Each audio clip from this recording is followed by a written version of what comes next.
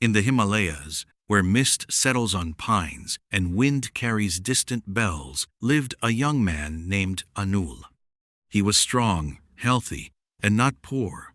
He had a rice field, a clay house, a kind mother, loyal friends, and a girl who looked at him with hope. Yet Anul was unhappy. He woke and slept with the same question: why don't I feel joy? Happiness seemed always near, but slipped away like water through his fingers. He saw peasants singing at work, old people smiling at sunset, children laughing for no reason, and he envied them. They have a secret I don't. One night, after hours of tossing on his mat, he decided to find the old monk of whom legend spoke. Before dawn, he put on sandals, took a staff, and walked into the mountains. 3 days later, at sunset, he saw a small monastery clinging to a cliff. At the entrance sat a shaven-headed monk in a faded robe, his eyes calm as if they had seen all the secrets of the universe. "You are looking for happiness," said the monk without asking his name. Anul fell to his knees. "Teacher, I have searched my whole life. I worked more, it became harder. I rested, melancholy returned. I tried to love, but I doubt my feelings. Tell me, why can't I be happy?" The monk smiled and invited him inside.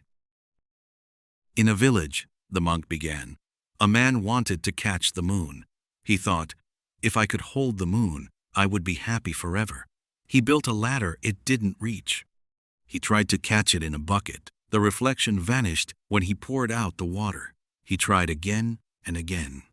One day, he saw the moon reflected in a pond. "There it is!" he shouted and jumped in. The water closed over him. The reflection shattered into droplets, and he climbed out, shivering and weeping. An old fisherman asked, "Why did you jump?" "I wanted to catch the moon." "But the moon is up there. That was only a reflection." "I know," the man sobbed, "but real happiness is too high. I thought at least I could hold the reflection." The fisherman shook his head. "You chase shadows and don't see what is under your feet." The monk looked at Anul. "You are that man. You seek happiness in money, love, fame, respect, all reflections of the moon in a pond.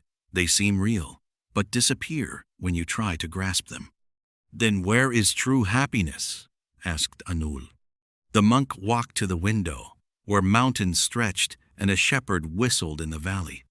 True happiness is not catching the moon.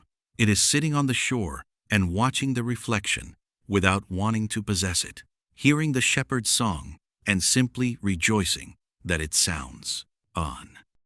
Is that all? Just sit and watch? It is the hardest thing. Your mind is used to wanting, comparing, saying, "If only I had this, I would be happy." But when you get it, the mind invents something else. Happiness runs from you exactly as far as you chase it. The monk took a small clay pot. Imagine this is your mind. I put in honey, good news. You rejoice. I add mustard, bad news. You grieve. I add salt, criticism. You get angry. He stirred. What do you see? Mush. Where is the honey, mustard, salt? They have mixed. So it is with your mind. You carry a mixture of past joys, grievances, hopes, fears. You don't see a new day as it is, you see it through this mixture. Today will be bad because yesterday was bad. You carry this pot everywhere. "How can I empty it?" asked Anul. "Not by emptying, by stopping adding. Stop collecting grievances. Stop clinging to past joys. When you stop adding, the old flavors fade. Then you can taste life without the aftertaste of yesterday."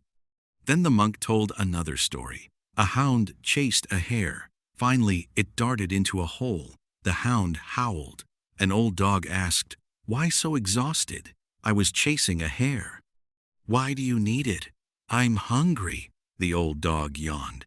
"See that bowl of food by your house? It's always there." The hound looked. "But I'm used to chasing. Without a chase, I don't feel like a dog." "Then chase a shadow. chuckled the old dog. It also runs away, but has no hole. You will remain hungry forever. The monk looked at Anul. You are that hound. You chase happiness like a hare. You think happiness is a goal. But it is not a goal. It is the way you walk. When you chase, you don't notice the joy of the path. When you stop chasing, you see the food was always there. Anul bowed and walked down to the valley. He carried no secret formula, but he carried silence in his heart.